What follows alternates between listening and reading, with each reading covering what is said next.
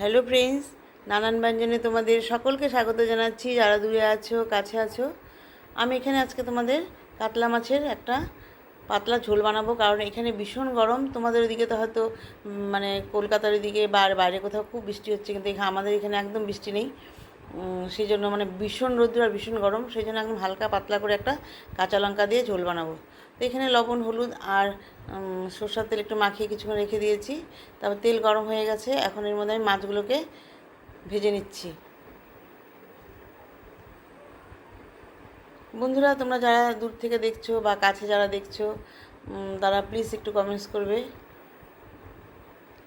আর পাশে আসবে। মাছগুলো ভেজে উঠিয়েছি, আর দু টুকরো মাছ আছে, এটাকে ভেজে নেব।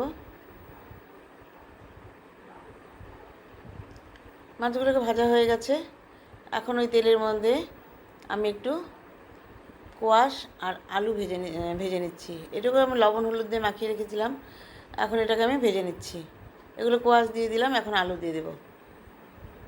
একদম হালকা পাতলা মানে করে বানাবো, প্রায় গ্রিন কালারের মানে মাছের ঝোল হবে। এখন এর মধ্যে একটু গোটা জিরে দিয়ে দিলাম, দিয়ে এর মধ্যে একটু এলাচ আর দারচিনি আর তেজপাতা দিয়ে দিলাম। কারণ বড় মাছ তো একটুখানি গরম মশলা না দিলে ভালো লাগে না। তো এর মধ্যে একটু টমেটো দিয়ে দিলাম, আর একটু পেঁয়াজ দিয়ে দিলাম, গোটা মানে টুকরো করে দিয়ে একটু ভেজে নিচ্ছি। একটু ভাজা ভাজা হয়ে গেলে এর মধ্যে এখন একটু একটা পেঁয়াজের পেস্ট করে দিয়েছি, এটা দিয়ে দেবো। একটা বড় পেঁয়াজ আর কি, বেশি পেঁয়াজ দিইনি। তো একটা পেঁয়াজ পেস্ট করে দিয়ে দিলাম, দিয়ে একটু ভেজে নিচ্ছি।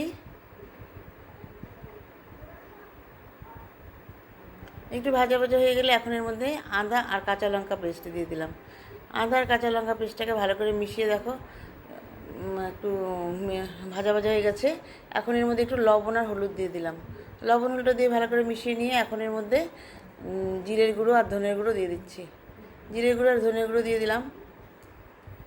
বন্ধুরা, আমি একটু পরে লাল লঙ্কার গুঁড়ো দিয়েছিলাম, ঝাল লঙ্কার গুঁড়ো আর কি, কিরকম মানে মিষ্টি, মানে একদম যদি লঙ্কাগুলো ঝাল না থাকে সেই কারণে। তো এখন মশলাটা যেহেতু ভাজা ভাজা হয়ে গেছে, এখন এর সামান্য গরম জল দিয়ে দিলাম। গরম জলটা দিয়ে ভালো করে মিশিয়ে নিয়ে এখন এর মধ্যে আলু আর কোয়াশগুলোকে দিয়ে দিলাম। আলু আর কোয়াশগুলোকে ভালো করে একটু মিশিয়ে নিয়ে এখন এর মধ্যে আরেকটু আমি গরম জল দিয়ে দেবো। আর একটু গরম জল দিয়েছি। এখন এর মধ্যে আমি একটু ঝাল লঙ্কার গুঁড়ো অল্প দিয়ে দিলাম, মানে এটা দিতে ভুলে গেছিলাম আর কি। তারপরে এখন এর মধ্যে আমার থালটা দিয়ে মাছের যে তেল ছিল ওই থালটা দিয়ে দিলাম, দিয়ে এখন মাছগুলোকে দিয়ে দিচ্ছি।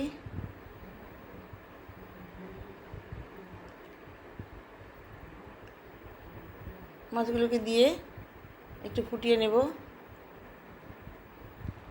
দেখো বন্ধুরা, একটু ফুটে গেছে মাছটা, আর একদম মানে হালকা পাতলা হয়েছে, দেখতে একদম ভালো লাগছে না, কিন্তু খেতে ভালো হয়েছিল। এখন এইভাবে ফুটে উঠেছে।